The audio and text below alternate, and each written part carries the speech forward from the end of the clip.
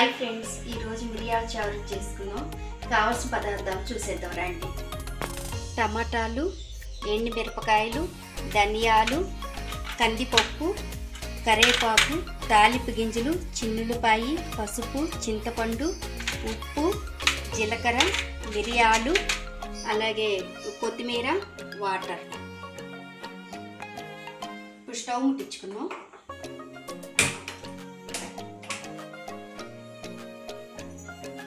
కొంచెం బాండి వేడి అవ్వాలి.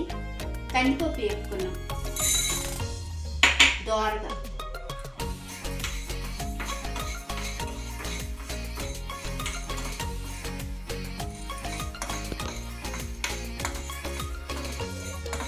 ఇట్లా దోరగా వేపుకోవాలి కందిపప్పు. కందిపప్పు వేసుకున్నాం కదా, ధనియాలు కూడా ఇట్లా కలిపిద్దాం. అలాగే మిరియాలు, అలాగే జీలకర్ర, ఇంక ఇవన్నీ వేసి ఇట్లా కలిపిస్తున్నాం.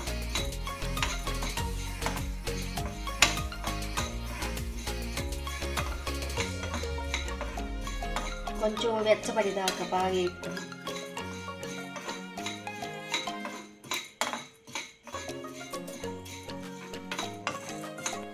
ఇప్పుడు ఏకినాయి కదా, ఇవన్నీ ఇట్లా మిక్సీలోకి వేసుకున్నాం.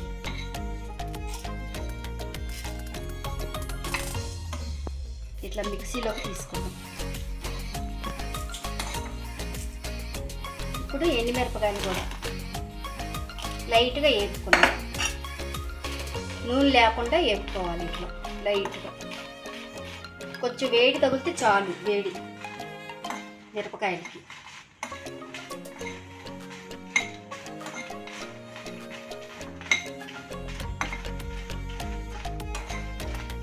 ఇప్పుడు సరిపోయింది, ఇంకా ఆపేద్దాం స్టవ్ని.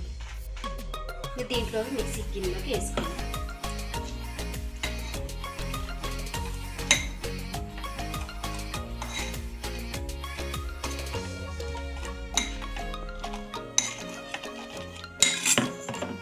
ఈ చిన్నపాయ కూడా వేసుకోవాలి. ఇవి కూడా లైట్గా వేసుకున్నాం.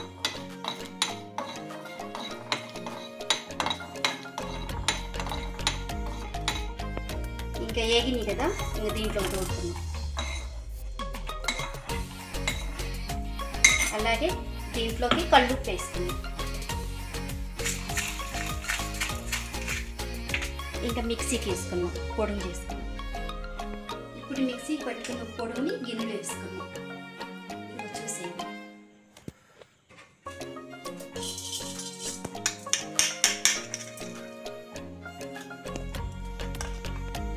తర్వాత టమాటాలు వేసుకున్నాం. తర్వాత చింతపండు వేసుకున్నాం. పులుపు మనకి ఎంత కావాలో అంత చూసుకొని చింతపండు వేసుకున్నాం. అలాగే పసుపు, ఇంకా కొద్దిగా సరిపడంగా ఉప్పు వేసుకున్నాం. ఇంకా వీటిని బాగా మెత్తగా పిసుకుతాం.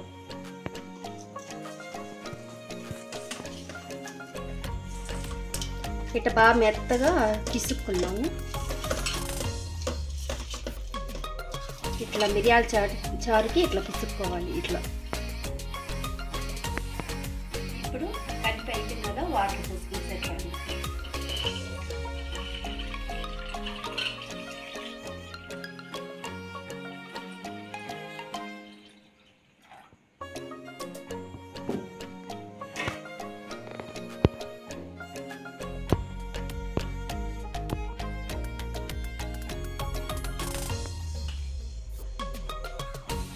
స్టవ్ ముట్టించుకొని రసాన్ని కాగబెట్టుకున్నాం. ఒక 10 నిమిషాల తర్వాత చూద్దాం.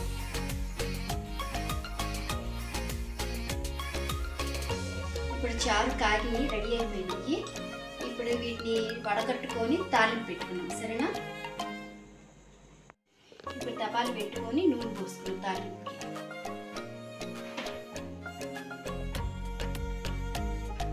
కొద్దిగా వేసుకోవాలి.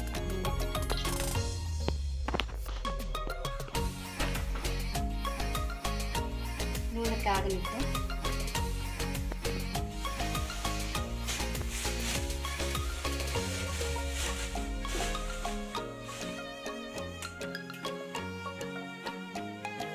ఎండుమిరపకాయలు వేసుకున్నాం.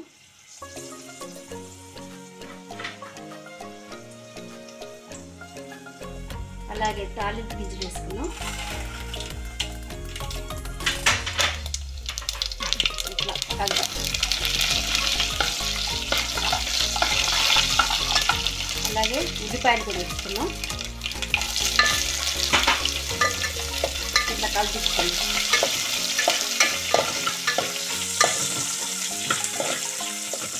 ఇది ఎర్రడాలుగా వేగిద్దాం కాస్త. ఇప్పుడు కొద్దిగా వేగినాయి కదా, చిన్నులపాయలు కూడా వేసుకున్నాం. చిన్నులపాయలు వేసి కూడా ఇట్లా కొంచెం వేగనిద్దాం ఎర్రడాలు.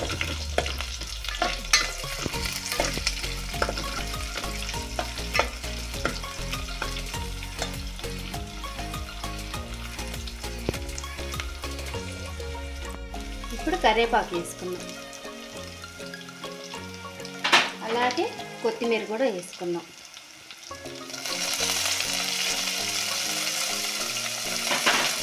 ఒకసారి ఇట్లా కలిపిస్తున్నాం.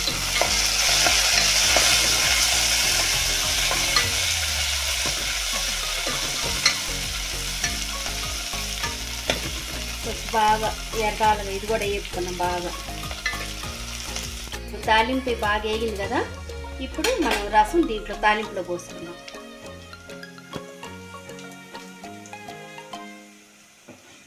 ఇట్లా చిన్నగా పోసుకున్నాం.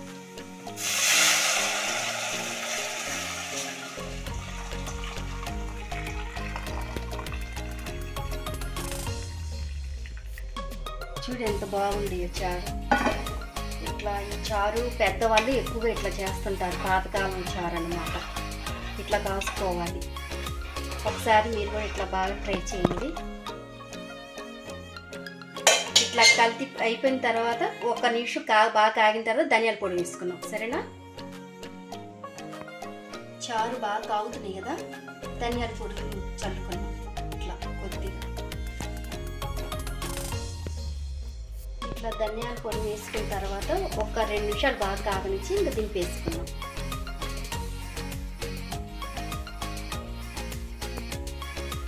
చారు కాగిపోయి ఇక్కడ వేసుకొని టేస్ట్ చేద్దాం.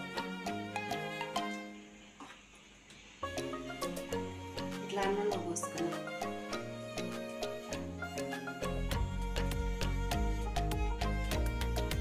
రెడీ అయిపోయి స్టవ్ ఆపేద్దాం. టేస్ట్ చేసి చెప్తాం.